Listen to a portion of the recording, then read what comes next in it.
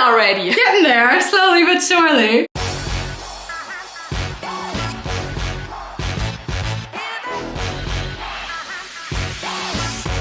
So today we have a very hot topic that I think is popular among not just Canadians and Americans, but Germans as well. And it's a theme that comes up time and time again, especially because I have 2 kids of my own here living in Germany. But today we also have Annie on a call. Annie is a German living in America. Can you give us a little bit more information about yourself before we dive into the topic of what shocks us so much about the Kita system, or the preschool system, I should say? We are German and we moved from Cologne, which is pretty close to Düsseldorf. So we moved to Boston almost 2 years ago, and I have 2 little kids, 5 and 3 years old, a boy and a girl. So far it has been so much fun and we experienced so much, and it's almost, I would say, the best times of our life. I think you learn so much and you grow so much, you learn a lot about your own culture, and it's just, very exciting. That's true. You learn a lot more about yourself too, and I think like what you can handle as well. Yeah. Annie actually also has a YouTube channel as well, and we will link that down below. Over here on my channel, we're going to be talking about the shocking differences that I found about the German preschool system, and then over on Annie's channel, then we're also going to be chatting about the shocking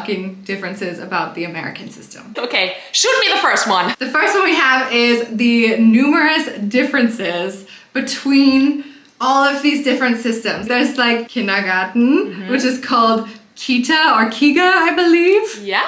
Is there a difference between Kita and Kiga? I think it depends where you live, so you would call it Kita or Kiga. And in some places they have Grippe, but that is for younger children up to the age of 3, and then they call it Kita or Kiga. I was Googling it too to try to figure out the difference. Some people argue one is full day, I think Kiga is full day and Kita is half day.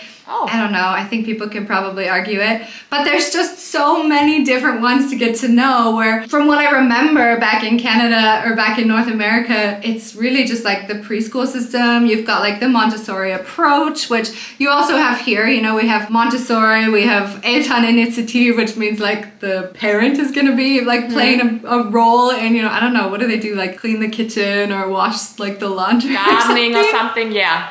You have to do certain things in order to get into to get a spot, yeah. Exactly. We didn't get into the spot. What else do we have? We have like große Tagespflege, Tagesmutter, Tagesvater, and like I think the biggest difference between those is like, I mean, the große Tagespflege would be something with more teachers. The Tagesmutter would be someone who is perhaps doing it in their own home but has a maximum of 5 children.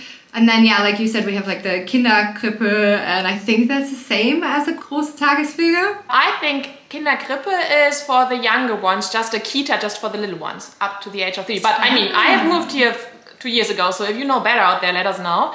So I would think that Krippe is more for the kids to the age of 3, and then you call it Kita. I'm sure we'll have a lot of comments in the comment section letting us know if we're right or wrong. Yeah. But yeah. I think that's the biggest point that I wanted to make. You know, it's so confusing to try to figure out, okay, what am I doing? Like, it's just, there's so many different types, and they're also entirely different costs. But the biggest confusion for me at the beginning was thinking, okay, you've got the Kita, and this is like your basic one, like, or your Kindergarten. Let's use the word Kindergarten. Yeah. And then you've got like, some of them start at the age of 1, some start at the age of 2, some start at the age of 3.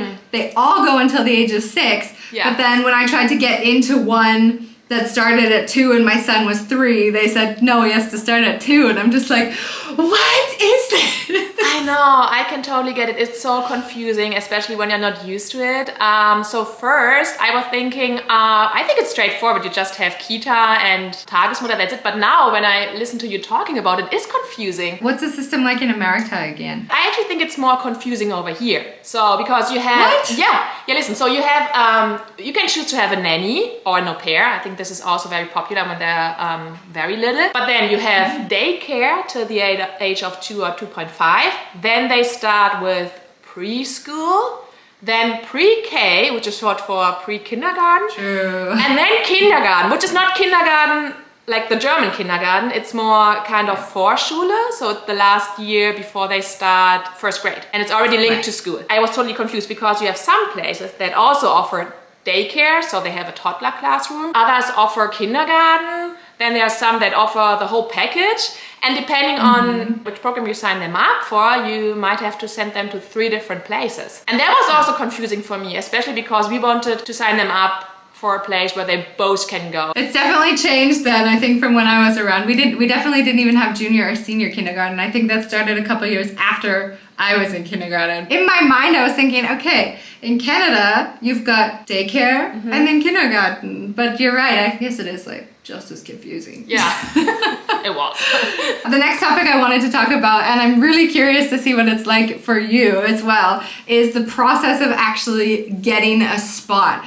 In my mind, I'm gonna say it out loud now, I always tell people, I'm like, I'm pretty sure it's way easier in North America because you have to pay more, which of course we'll get into the topic of later, but it's really difficult to get a spot here, especially in the bigger cities. So you're really like fighting for your spot, and the process basically goes here is like we would register in this website in Düsseldorf called the Kita Navigator, and I think it's probably similar in most cities and towns. But then you don't only sign up for, I think we can choose a maximum of 5 kindergartens to apply to. Really confusing because when I say kindergarten, everybody in North America is going to think like 5 and up, but it's 6 and below. Right. Yeah, so the process of getting in, you actually have to like email the teachers, like talk to them, ask if you could meet them, ask if you can see the facilities. You have to go above and beyond. So a lot of people I know will come with like, I don't know, some chocolate bars, or like go to an open bake sale, or like sometimes they'll have, what do you call it, Tag der offenen Tür, like a open house, you know? Yeah. And as a parent, you go to all of these things just to get your kid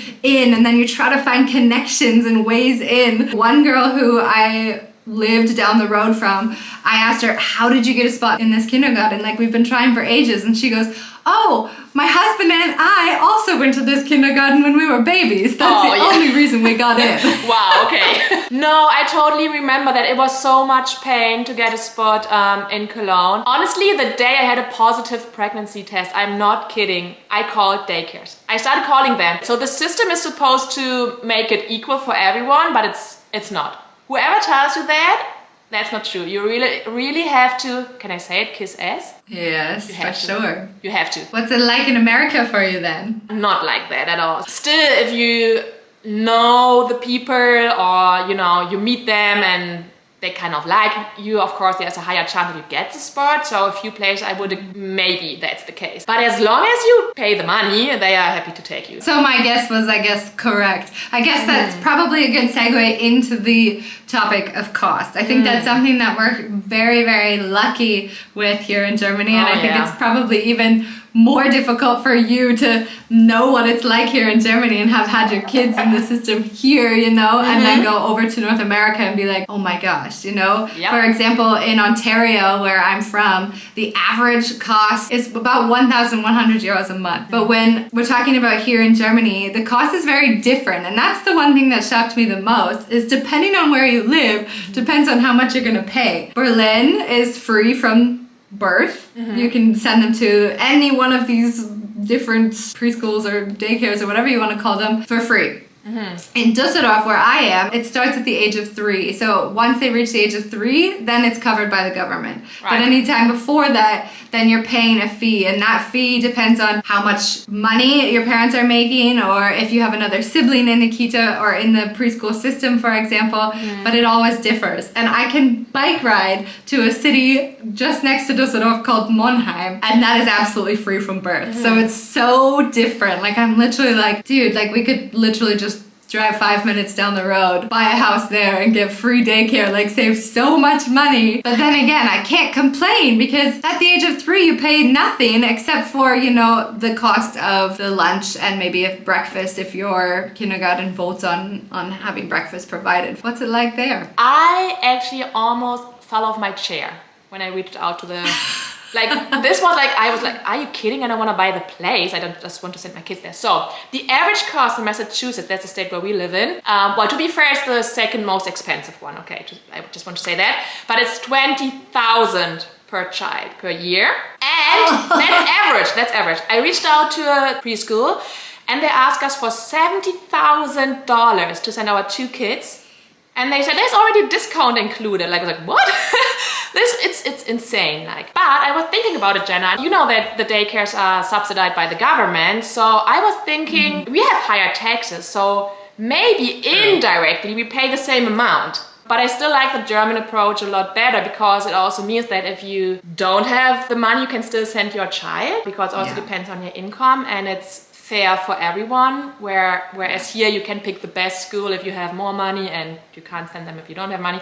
So it's a bit unfair. Another thing that I found really, really interesting was this so-called Eingewöhnungsphase. And what can we call it in English? I was about to ask you that. Settling in phase, easing in phase, I don't know. I don't know if it exists in North America. I actually had to call my sister the other day because she has two kids who have gone through the system. And she said, yeah, with my first, they just threw them in. Like on day one, there's no getting to know the place. You just go and rip it off like a Band-Aid. The second one, she said, who is now 7 years old, he was able to get, I think, 2 or 3 days where he would go for half a day, like mommy would drop him off, stay like 10 minutes. Whereas in Germany, it was super shocking for me. It's nice on the one hand that you have so much time for this settling in phase. So here it goes like up to 6 weeks. And for us, it took about 2 weeks with my son.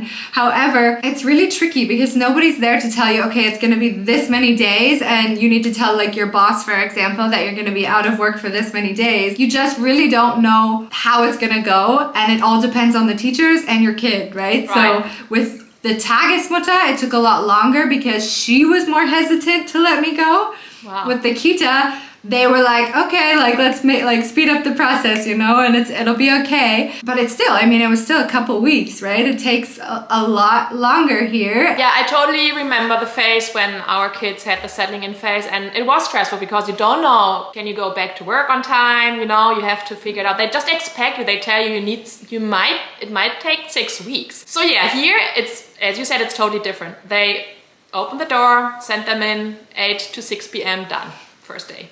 No matter how young. It's really, really interesting to hear your perspective on it as well. And I think that we're gonna have numerous different comments from many, many Germans and Americans in this video for sure. There's one last thing I wanted to talk about. This one was my favorite aspect, I think. It definitely shocked me, but more so relieved me, I have to say. And that has to do with getting lunch and breakfast at the Kita or at the daycare facility. So it's a bit different because like we said, you know, in Canada, for example, kindergarten starts at the age of 4 or at the age of 5, sorry, and you have to pack your lunch. A daycare might provide a lunch or like some snacks that's followed by the Canada food guide or whatever. It depends on where you go. Whereas here in Germany, for the most part, all of these like Tagesmuttern and große Tagesfliegen, like every single one of them has provided a lunch. But not only do they provide a lunch, but thank goodness for the term Abendbrot, you know, because the kids get this hot, like this warm meal at lunchtime every single day. And then when they come home, the parents don't even have to worry about like cooking a warm meal again because Abendbrot is, you can make some sandwiches, you know. Yeah. And this is so German already. Abendbrot, look at you. I know, getting there slowly but surely. But I love it. It's really, really nice to not have this pressure on you to have to come home from work and cook your kids a full meal for dinner, whereas in North America, it's the other way around. And then even in our daycare, for example, it's different among all of them. You can vote on whether you want breakfast to be provided at a specific cost. We pay, I think, 30 euros for 4 months, which I think is super fair. My kid actually eats at home. I don't think he actually eats breakfast at the kindergarten, but I'm okay with paying the 30 euros because paying that 30 euros means I don't have to pack him a breakfast, like a second breakfast. I know he's not gonna eat at the kindergarten because he already had it at home. Yeah. And then it just stresses me out. So it's just so much nicer this way. I don't know if it's different for you guys in Boston. So different. And listening to you, like, oh, I wish it would be that way. Like every morning I have to pack 2 snacks and then a lunch. Because we are German, we want our kids to eat a hot lunch. I have to send it in a thermo because they don't heat it up. Yeah. So at 7 a.m. in the morning, I'm preparing chicken. I hate it. You know, this is the I don't like that at all. We have to bring everything. I'm gonna put you on the spot here and ask you a question. Okay, shoot. If you had to just choose right now which system you like better, which one would you choose? Oh, that's a difficult question. Because there are a lot of positive things, and we will talk about that in my video. It's difficult to say. I wonder if there's a country that has like a good mix of both. Yeah. If anybody watching this video is like, oh my god, we have the best of all of these in our country, let us know, because that would be really interesting. That was it for me. I think we could go on forever, but we are going to continue onwards over on your channel for part 2. So I will leave it at that right now, and thank you everybody for tuning in. And I will again leave that link down below for you guys to go and check out Anni's channel so that we can continue this conversation over there. Thank you so much.